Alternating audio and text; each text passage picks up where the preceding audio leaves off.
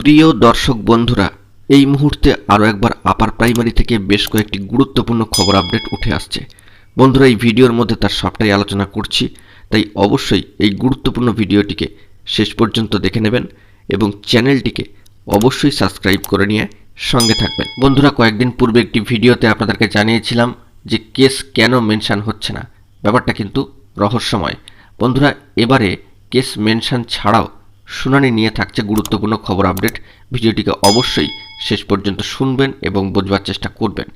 বন্ধুরা, ভোট পূর্ববর্তী সময় বিভিন্ন পেন্ডিং নিয়োগ প্রক্রিয়াগুলি কিন্তু থমকে ছিল, যা ভোট মিটে গেলে অর্থাৎ বর্তমানে একটু একটু করে সেগুলি জট ছাড়ছে।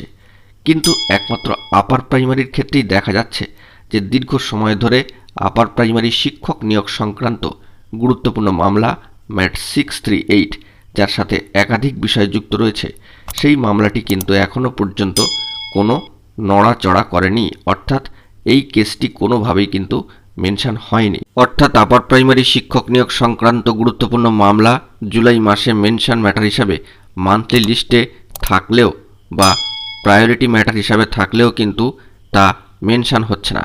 এক্ষেত্রে তাহলে কী রহস্য লুকিয়ে রয়েছে? বন্ধুরা, এখানে স্পষ্ট করেই জানানো দরকার যে স্কুল সার্ভিস কমিশনের তরফ থেকে স্বতঃপ্রণোদিতভাবে এই মামলাটিকে মেনশন করানো হলে এই মামলা কিন্তু উঠবে।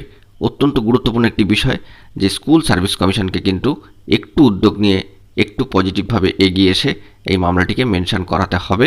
মেনশন করালে এই মামলা কিন্তু উঠবে। এক্ষেত্রে জানিয়ে রাখার দরকার যে এই মাসের মধ্যে এই মামলাটি আর উঠবে কিনা, অর্থাৎ মেনশন করানো হবে কিনা কিংবা তার পরে পরে এই মামলা উঠবে কিনা সেই নিয়েও কিন্তু একটা সংশয় লক্ষ্য করা যাচ্ছে। অত্যন্ত গুরুত্বপূর্ণ একটি খবর যে এই মাসের মধ্যে এই মামলাটি আর উঠবে কিনা সেটাও কিন্তু এখন দেখার বিষয়।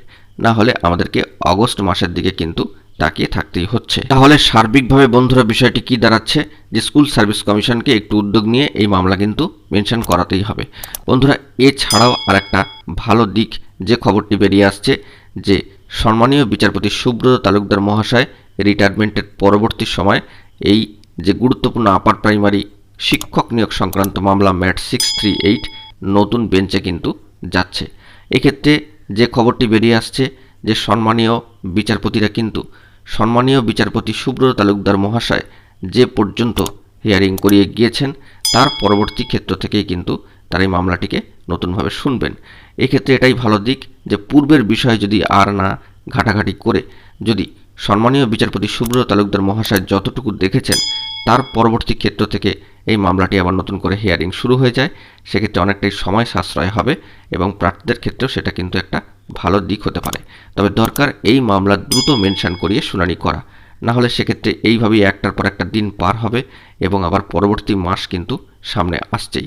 অনেকটা সময় অতিবাহিত হচ্ছে যেখানে ইন্টারভিউ দেওয়া প্রার্থীরা ও ইন্টারভিউ বঞ্চিত উভয় প্রকারের প্রার্থীরাই কিন্তু এই জটিলতার মধ্যে আটকে রয়েছেন। আর একটা বিষয় বন্ধুরা, অনেকেই কিন্তু জিজ্ঞাসা করছেন যে পিটিশনার ভিত্তিক কি রায় হতে চলেছে ম্যাট 638 ক্ষেত্রে। এই মামলার সাথে তো একাধিক বিষয় জড়িত রয়েছে, সিট আপডেট, রেশিও মেনটেন এবং নানা ধরনের আরও গুরুত্বপূর্ণ বিষয় কিন্তু এই আপার প্রাইমারি শিক্ষক নিয়োগ সংক্রান্ত গুরুত্বপূর্ণ মামলা ম্যাট 638 সাথে যুক্ত রয়েছে। এক্ষেত্রে অনেকের মনেই একটা কৌতূহল বা প্রশ্ন যে আমি তো কেস করিনি, ও তো কেস করেছে, তাহলে ও কি সুবিধাটা পাবে, আমরা তো সুবিধা পাবো না। এই ধরনের একটা দ্বান্দ্বিক জায়গা তৈরি হচ্ছে, যেক্ষেত্রে অনেকেই আবার কিন্তু এই বিষয়গুলি নিয়ে ভাবনা চিন্তা শুরু করছেন যে তাহলে শুধুমাত্র কেস করা প্রার্থীরা অর্থাৎ পিটিশনাররাই কি সে রায়টি পাবেন নাকি বাকিরাও পাবে। বন্ধুরা, এক্ষেত্রে জানিয়ে রাখি যে ম্যাট 638 এই অত্যন্ত গুরুত্বপূর্ণ মামলার সাথে কিন্তু একাধিক বিষয় যুক্ত রয়েছে। সেক্ষেত্রে সম্মানীয় বিচারপতিরা যদি মনে করেন এটিকে জনস্বার্থ মামলা হিসাবে রায় দেবেন বা পাবলিক ইন্টারেস্ট লিটিগেশন সম্পর্কিত বিষয় যেখানে জনস্বার্থের বিষয় যুক্ত রয়েছে, এটি ভাবনা চিন্তা করে তারা রায় দেন, তবে কিন্তু সেরকমই ফলাফল আসবে। অর্থাৎ সম্পূর্ণ বিষয়টি এখন মহামান্য কলকাতা হাইকোর্টের ডিভিশন বেঞ্চে বিচার্য। এ বিষয়ে আগে থেকে কিছুই বলা সম্ভব না। যতটুকু আমাদের ভাবনা চিন্তার মধ্যে রয়েছে ততটুকুই আপনাদের সামনে তুলে ধরলাম যে পিটিশনার ভিত্তিক রায় হওয়া নিয়ে অনেকেই কিন্তু প্রশ্ন তুলছেন বা সামাজিক গণমাধ্যমগুলোতে এ বিষয়ে নানান ধরনের খবরাখবর লক্ষ্য করা যাচ্ছে। সেক্ষেত্রে সম্মানীয় বিচারপতিরা যদি মনে করেন এক্ষেত্রে জনস্বার্থের বিষয় যুক্ত রয়েছে, একাধিক কয়েক হাজার হাজার পরীক্ষার্থী চাকরি প্রার্থীর বিষয় যুক্ত রয়েছে, এটা ভেবে সম্মানীয় বিচারপতিরা রায়দান করেন। তবে জনস্বার্থের দিকেই এই বিষয়টি যাবে। আর যদি তাঁরা মনে করেন যে না এটি পিটিশনার ভিত্তিক, তবে কিন্তু তারা সেই দিকেই এগোবেন। সম্পূর্ণ বিষয়টি মহামান্য কলকাতা হাইকোর্টের সম্মানীয় বিচারপতিদের বিচার্য বিষয়ের উপরেই নির্ভর করছে। আর স্কুল সার্ভিস কমিশন সম্পূর্ণ বিষয়টি মহামান্য কলকাতা হাইকোর্টের উপরেই বিচার্য বিষয় হিসাবে রেখে দিয়েছেন।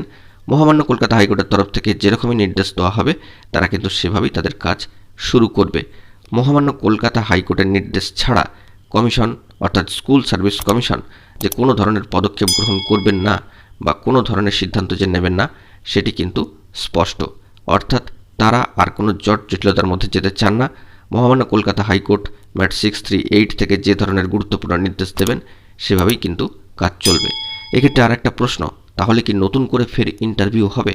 সিট আপডেট কতটা হতে পারে, কত সংখ্যায় বা সেই সিটের বৃদ্ধিটা হতে পারে? সেক্ষেত্রে বন্ধুরা এটাও কিন্তু ভাবার বিষয় যে কতটা পরিমাণে সিট আপডেট হতে পারে।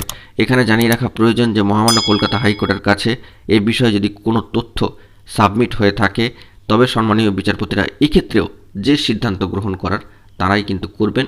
সিট আপডেট হওয়ার একটা প্রবল সম্ভাবনার জায়গা রয়েছে।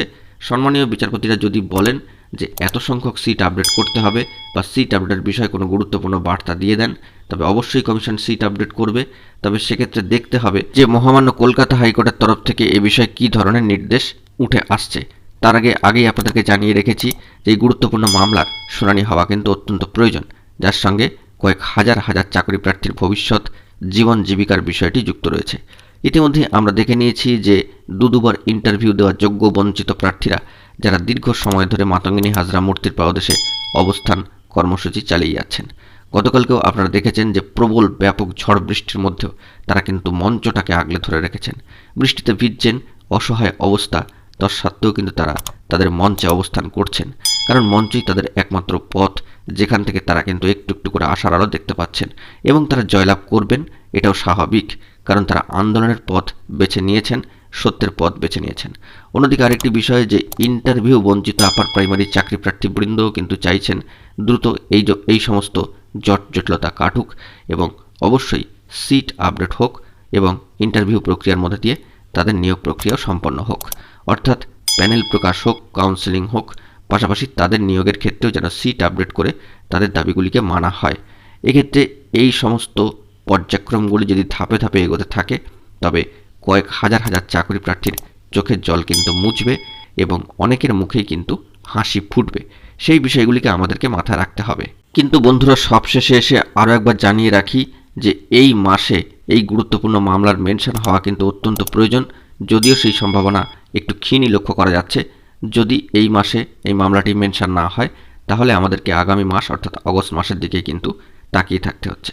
বন্ধুরা আশা করি ভালো খবর আপডেট উঠে আসবে, এলে আপনাদের মাঝে অবশ্যই তুলে ধরব। যতটুকু খবর সংগ্রহ করতে পারলাম তা আপনাদের মাঝে তুলে ধরলাম। বন্ধুরা এখন এটুকুই, সকলে ভালো থাকবেন ও চ্যানেলটিকে এখনই সাবস্ক্রাইব করে নিয়ে সঙ্গে থাকবেন। ধন্যবাদ।